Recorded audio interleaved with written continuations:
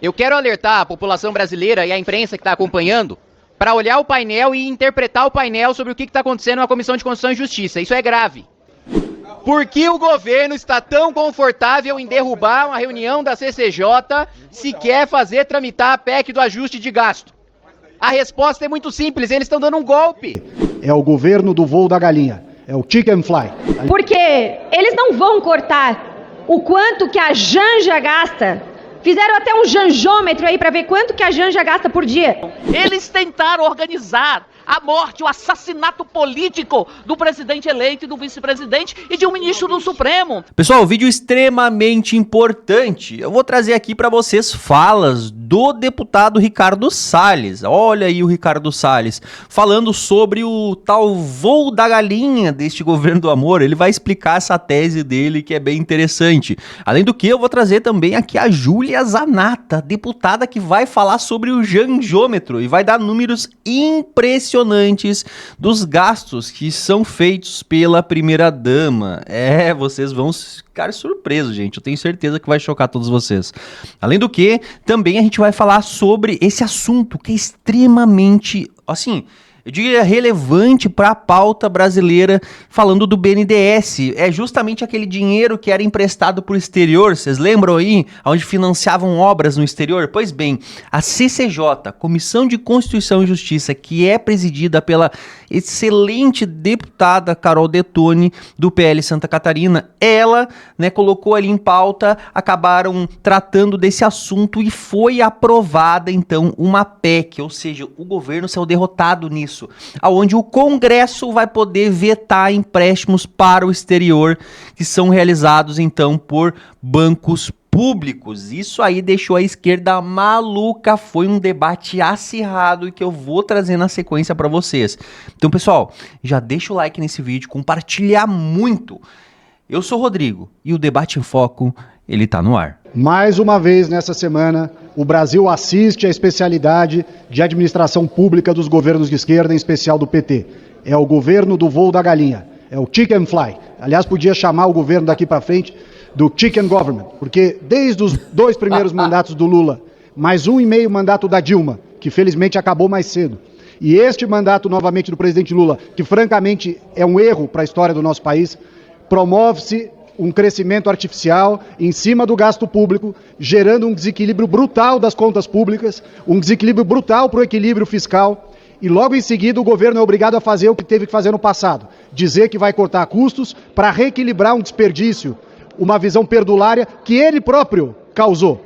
A própria irresponsabilidade de um governo que recebeu as contas públicas no azul, todas as estatais no azul, tudo equilibrado, não obstante a pandemia, a guerra da Ucrânia e da Rússia, e esse governo ineficiente, incompetente e que tem uma visão totalmente equivocada de mundo, está conseguindo destruir o saneamento de contas que foram feitas durante os 4 anos do governo do presidente Bolsonaro. A irresponsabilidade, a incompetência e a visão equivocada deste governo vai fazer com que os brasileiros paguem, não só nos 2 últimos próximos anos deste mandato, mas durante muito tempo, para reequilibrar esta irresponsabilidade do governo Lula. Não é à toa que os juros estão sendo mantidos altos, é pelo risco de insolvência de um governo gastador e incompetente. Não é à toa que o dólar está batendo mais do que R$6, o maior valor histórico de todos os momentos do Brasil, porque esse governo dá o mau exemplo, desequilibra a economia, desarranja todo o setor produtivo e prejudica justamente aqueles que eles dizem defender. São os mais pobres que vão pagar o preço, aliás já estão pagando, da inflação, dos juros altos e do câmbio elevado. Eu quero que a população brasileira olhe para o que está acontecendo aqui dentro dessa casa agora, porque eles não vão cortar o quanto que a Janja gasta. Fizeram até um janjômetro aí para ver quanto que a Janja gasta por dia. Dá uns 4 mil por dia, deixa eu ver aqui. Apenas uma correção na fala da deputada, tá? São R$4.000 por hora, conforme a Oeste. Já gastou, desde o início do governo Lula até agora, 63 milhões de reais. E ela não é juíza, ela não é promotora, ela não é deputada, ela não é eleita e nem fez alguma prova para ter algum cargo. Mas o governo Lula vai começar o corte pelos mais pobres. E aquela história de colocar o pobre no orçamento? Era fora do orçamento e não no orçamento. Mais uma mentira. É óbvio que todo brasileiro sabe que é necessário fazer cortes. Mas esse corte, esses anúncios feitos pelo governo, é uma falácia, são uma falácia. O dólar bateu o patamar histórico de R$6, mais de R$6. E alguns já projetam que pode chegar até o fim desse desgoverno, que nós vamos nos livrar dele sim, a R$8. Mas o pobre não come dólar, né? O pobre não come dólar. Mas o pobre tem que viver. E tudo, quem está me assistindo em casa, tem relação com o preço do dólar. Então o pobre come dólar sim. Porque as coisas vão aumentar e bastante de preço. As estatais federais acumulam hoje prejuízos bilionários. O governo Lula é recordista nessas coisas, nessas barbaridades. E vem falar que vai cortar gastos, que está comprometido com responsabilidade fiscal, que está comprometido com equilíbrio, sustentabilidade. Não é à toa que o mercado já questionou a eficácia desse novo arcabouço fiscal, porque é mais uma falácia. Então nós temos que fazer cortes verdadeiros e não essa mentirada que foi apresentada pelo desgoverno Lula, mais uma vez, enganar a população brasileira. Obrigada. Pessoal, a gente vai vir agora com o assunto corte de gastos, ajuste fiscal e também BNDES. E o Kim Kataguiri fez um apontamento importantíssimo. A gente sabe que quando a esquerda ela não ganha no voto, não é mesmo? Eles procuram aí outras manobras e o Kim vai relatar isso aí agora, inclusive nas falas dele, isso é um golpe. Vejam só porque é bem importante a análise que ele fez do caso. Presidente, eu quero alertar a população brasileira e a imprensa que está acompanhando para olhar o painel e interpretar o painel sobre o que está acontecendo na Comissão de Constituição e Justiça. Isso é grave. O governo, o PT, o PCdoB, PSOL e Rede estão obstruindo. O governo apresentou extra pauta para começar a tramitação da PEC do corte de gastos na CCJ, que é onde deve começar a tramitação. Pois muito bem. Se eu, agora, pela liderança do União Brasil, decido orientar a obstrução, ou se o PL, partido de oposição, decide orientar a obstrução, cai a CCJ agora. A decisão de derrubar a CCJ agora é da oposição. Por quê? Porque o governo está obstruindo. Por que o governo está obstruindo? Porque, olha lá, o deputado Rubens me provoca, derruba. Por que o governo está tão confortável em derrubar uma reunião da CCJ se quer fazer tramitar a PEC do ajuste de gasto? A resposta é muito simples, eles estão dando um golpe. Eles vão pular uma tramitação. É golpe, sim, senhor deputado Rubens. Devido ao processo legislativo é direito de minoria, é direito de oposição. E é isso que vossas excelências estão tratorando. Porque se não importa para vocês se a CCJ cai hoje, significa que vocês não querem votar a PEC do ajuste na CCJ. O que significa que já fizeram um acordo com o presidente Arthur Lira para tratorar o regimento da casa, tratorar a Constituição e pular a CCJ na tramitação da PEC. Isso é ilegal, é inconstitucional. Agora, qualquer partido do centro da base do governo ou partido de oposição que oriente a obstrução derruba a reunião. Qual que é o interesse do governo de derrubar a reunião? Eles não precisam mais de CCJ. Mas se a CCJ não serve mais nem para analisar a PEC, a gente está fazendo o que aqui? Fecha. Economiza dinheiro. A gente está vindo aqui para a reunião da CCJ fazer o quê? Não serve mais para analisar a constitucionalidade de PEC? Ué, não tem mais controle preventivo de constitucionalidade. A Câmara aprova o que quiser. Vamos então revogar o artigo da Constituição que diz que não pode tramitar proposta tendente a abolir direito ou garantia fundamental. Então acabou a CCJ, não serve mais para nada. Acabou qualquer uso para a comissão, que o governo já fez o acordo com o Lira vai levar direto para o plenário. A gente está aqui brincando, sendo feito de palhaço. Nós estamos transitando para o não porque somos contra a inclusão extrapauta da PEC que limita ações do BNDES, exclusivamente quanto a isso.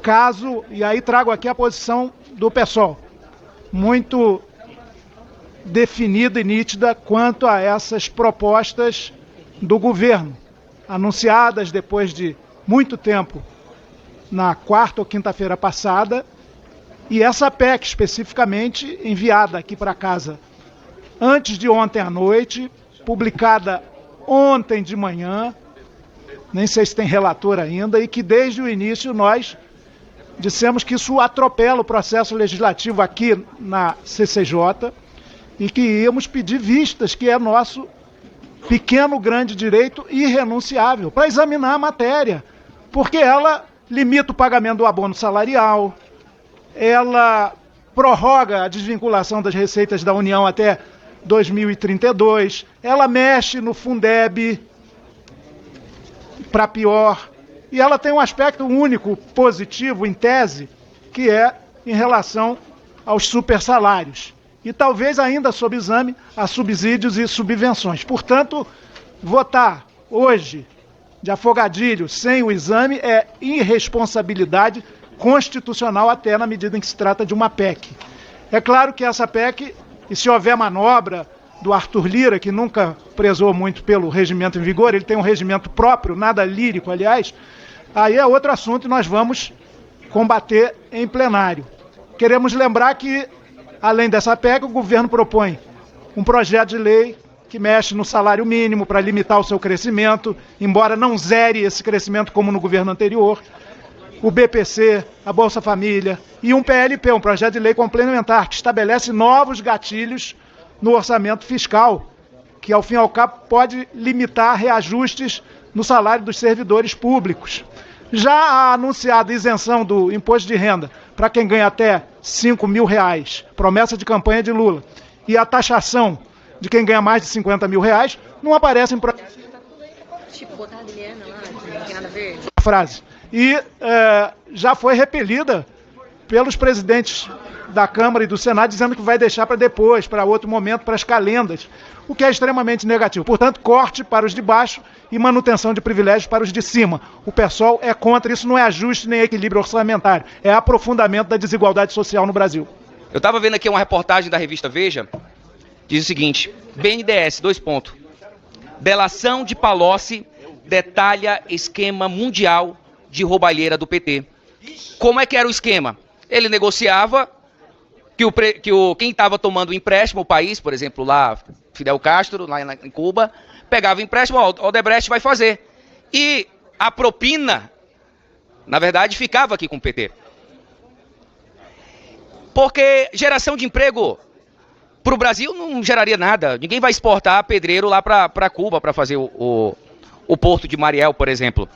Esse era o esquema do governo do PT com o BNDES. Então não precisava de revelar a caixa preta. A caixa preta é essa. É um esquema mundial de propina. E o próprio presidente o presidente Lula, segundo Palocci, fazia todo esse esquema de corrupção. Era o responsável, era o chefe da quadrilha.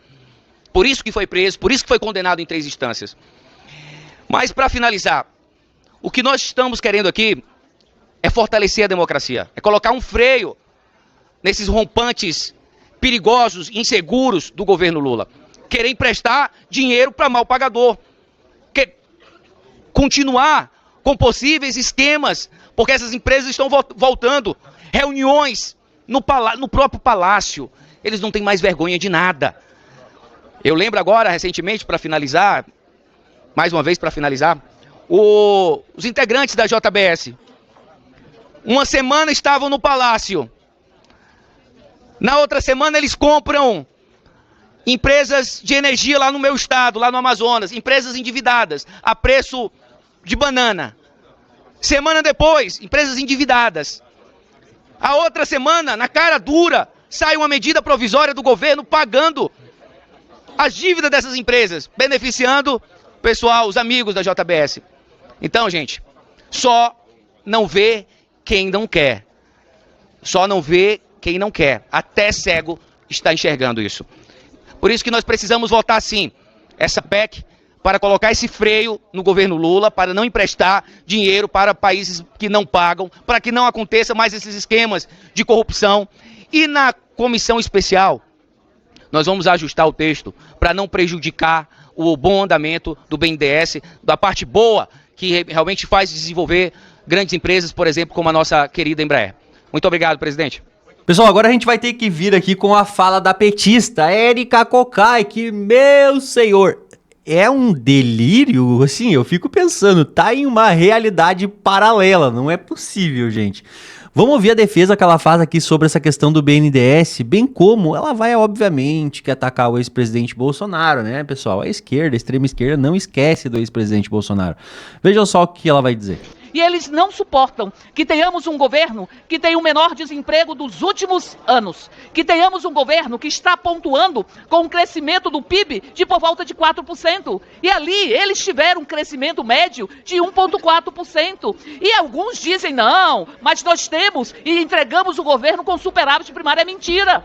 O governo foi entregue os 4 anos, efetivou um déficit de mais de 100 bilhões à época. E de mentira em mentira, eles vão tentando justificar os seus próprios mandatos. E justificar a partir de uma captura da política pelo ódio e pela própria mentira. Nós estamos aqui porque nós estamos da mesma forma que entidades que representam a indústria, defendendo um instrumento que é fundamental para o desenvolvimento industrial do Brasil, para o desenvolvimento econômico e, por sorte, para o desenvolvimento social do Brasil, que se chama BNDES. E BNDES, que eles tanto disseram que era um antro de corrupção, mas fizeram uma CPI, e a CPI não concluiu isso. O seu próprio presidente, indicado pelo ex-presidente, hoje inelegível, acusado de roubar joias, ele disse que não havia corrupção ou que não havia crimes no BNDES. Eles querem aqui dominar o BNDES, eles querem aqui, do ponto de vista ideológico, a partir das suas concepções, para alimentar os fantasmas, os inimigos imaginários, porque veem comunismo em tudo quanto é canto deste país. Veem comunismo e ao mesmo tempo se acham no direito de pisotear a democracia, se acham no direito de desrespeitar a vontade do povo. O que o Brasil está vendo hoje é de uma gravidade imensa e eles tentam criar cortinas de fumaça para que não se perceba, mas não conseguirão, não conseguirão. O que nós estamos vendo hoje com a investigação da Polícia Federal e a investigação a partir do material e das mensagens do celular do ex-ajudante de ordem de Jair Bolsonaro, é que eles se articularam, eles tentaram organizar a morte, o assassinato político do presidente eleito e do vice-presidente e de um ministro do Supremo. Tentaram de toda sorte fechar o próprio Supremo Tribunal Federal. Aqui as novas investigações pontuam que o então presidente da República conhecia todas essas estruturas golpistas que estavam sendo criadas nos porões ou nos palácios, ou na época no Palácio do Planalto. Então, portanto, nós estamos aqui para dizer que estes que querem atentar contra a democracia, estes que batem palma para um governo onde a polícia está em todos os cantos desse país, a polícia jogando uma pessoa de uma ponte, e ao mesmo tempo um policial que assassina pelas costas uma pessoa que tinha furtado sabão em pó, assassina pelas costas, e eles estão aqui para bater palmas para esta truculência, estão aqui para bater palmas, estão batendo palma para a morte de pessoas, porque ali lembra muito um poema de Manuel Bandeira, e Manuel Bandeira diz, não, o bicho não era um cão, não era um gato, não era um rato, o bicho, meu Deus, era um homem, esse que foi atirado da ponte é uma pessoa, este que foi assassinado pelas costas porque roubou alguns pacotes de sabão em pó, é uma pessoa. Então deixe de anular a condição de pessoa do povo brasileiro. Ai, né, gente? É um delírio atrás do outro. É simplesmente inacreditável. Bom, eu trouxe aqui pra vocês os dois lados, porque é importante a gente saber também o posicionamento deles. Pessoal, infelizmente, tem gente que cai aí nessa conversinha, gente. Tem gente que cai, pessoal. E é justamente por isso que é bom aqui no Debate em Foco, quando eu trago aqui as duas visões, né? Os dois pontos, que é justamente para existir esse debate de ideias aí e entender como a esquerda lida com essa situação, gente. É simplesmente inacreditável, narrativa atrás de narrativa. E aquela coisa, né? A mentira contada 1000 vezes na cabeça da pessoa vira verdade. Bom, eu quero saber a opinião de vocês. Comentem aqui embaixo. Não se esqueçam de deixar o like, gente. Deixa o joinha. Compartilha esse vídeo para mais pessoas e te inscreve no canal. Que ainda hoje tem mais vídeos aqui no canal Debate em Foco.